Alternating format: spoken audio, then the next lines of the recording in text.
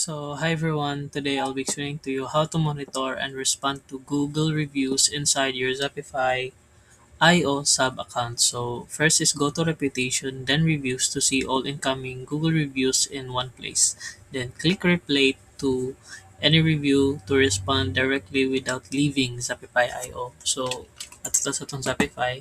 So, pangitaon na nimo ning reputation. Then, once naka sa reputation, it will directly go to overview. So once na naka sa overview, you can click reviews. Then once na naka sa reviews is pangitaon nimo to ilahang uh, mga reviews kumbaga.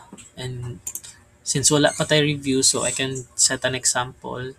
Yet as for the instructions here, mag-click lang kag replay next to any review to respond directly without leaving the Shopify IO. Then monitor your overall rating, track reviews, trend over time for the same dashboard. So once na makuha mo na, pwede to nimo matrack ang imuhang overall review rating. So pwede to na siya matrack inside here, but yet wala pa man tay reviews, so dili pa nato siya makita.